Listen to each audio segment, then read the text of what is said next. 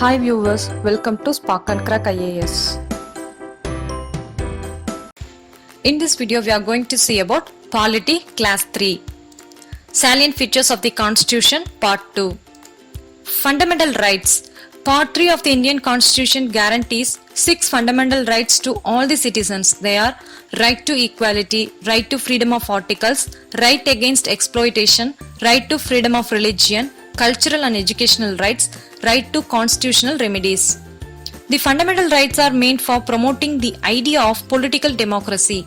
The aggrieved person can directly go to the Supreme Court, which can issue the writs of habeas corpus, mandamus, prohibition, certiorari and quo warranto for his restoration of his rights.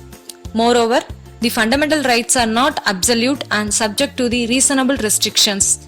They can also be suspended during national emergency, except the rights guaranteed by Articles 20 and 21. Directive Principles of State Policy. According to Dr. B.R. Ambedkar, the Directive Principles of State Policy is a novel feature of the Indian Constitution. They are enumerated in Part 4 of the Constitution. Directive Principles of State Policy can be classified into 3 broad categories. They are socialistic, Gandhian, liberal, intellectual. It promotes the ideal of social and economic democracy. They seek to establish a welfare state in India. The directive principles are non-justicable in nature. They are not enforceable by the courts for their violation. The Constitution declares itself that these principles are fundamental in the governance of the country, and it shall be the duty of the state to apply these principles in making laws. Fundamental duties. The original Constitution of India did not provide for the fundamental duties of the citizens. These were added during the operation of internal emergency in the period of 1975 to 1977 by the 42nd Constitutional Amendment Act of 1976. It is amended on the recommendation of Swaran Singh Committee. The 86th Constitutional Amendment Act of 2002 added one more fundamental duty. The Part 4A of the Constitution specifies the 11 fundamental duties. Part 4A consists of only one article, that is Article 51A. The fundamental duties serve as a reminder to citizens that while enjoying their rights, they have also to be quite conscious of duties they owe to their country, their society and their fellow citizen. The fundamental duties are non-justiciable in nature. A secular state. The Constitution of India stands for a secular state. It does not uphold any particular religion as the official religion of the Indian state. The term secular was added to the preamble of the Indian Constitution by 42nd Amendment Act of 1976. The preamble secures to all citizens of India liberty of belief, faith and worship. The state shall not deny to any person equality before the law or equal protection of the laws. The state shall not discriminate against any citizen on the ground of religion. Equality of opportunity for all citizens in matters of public employment. All persons are equally entitled to freedom of conscience and right to freely profess, practice and propagate any religion. Every religious denomination or any of its sections shall have the right to manage its religious affairs. No person shall be compelled to pay any taxes for the promotion of a particular religion. No religious instruction shall be provided in any educational institution maintained by the state. Any section of the citizens shall have the right to conserve its distinct language, script or culture. All minorities shall have the right to establish and administer educational institution of their choice. The state shall endeavour to secure for all the citizens a uniform civil code. The Western concept of secularism connotes a complete separation between the religion and the state. This negative concept of secularism is inapplicable in India, where the society has multi-religious. Hence, the Indian Constitution embodies the positive concept of secularism, that is, it gives equal respect to all religions. It protects all religions equally.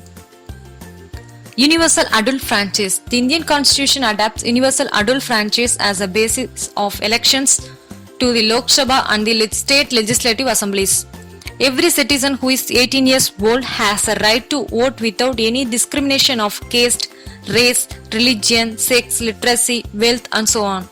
From 1989, The earlier age for voting, 21 years, is reduced as 18 years by the 61st Constitutional Amendment Act of 1988.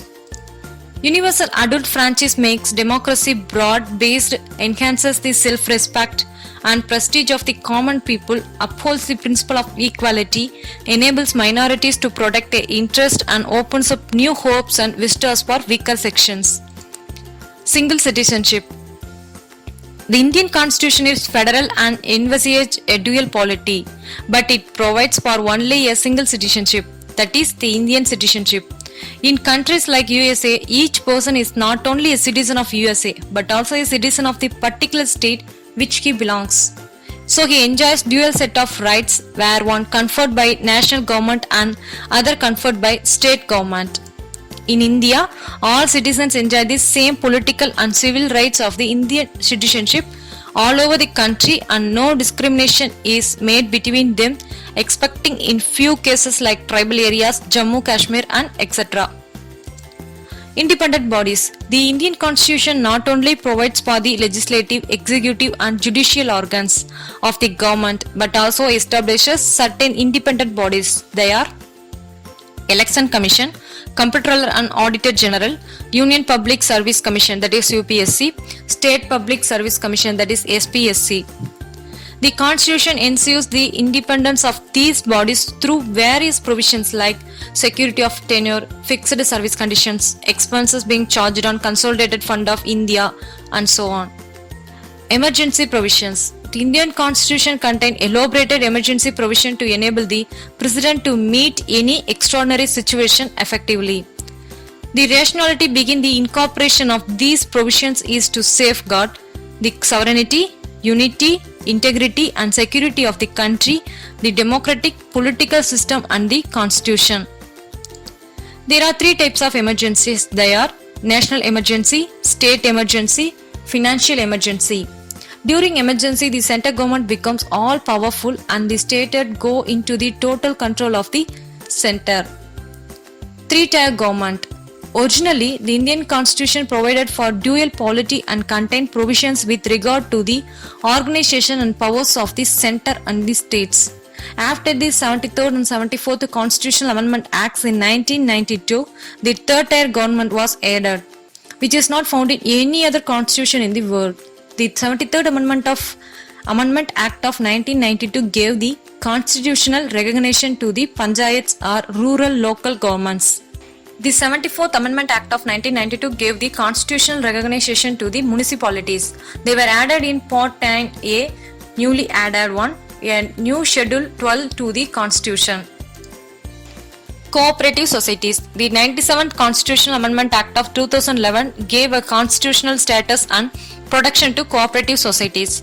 It made the right to form cooperative societies a fundamental right. It included a new directive principles of state policy on promotion of cooperative societies. It added a new Part 9B in the Constitution, which is entitled as the Cooperative Societies.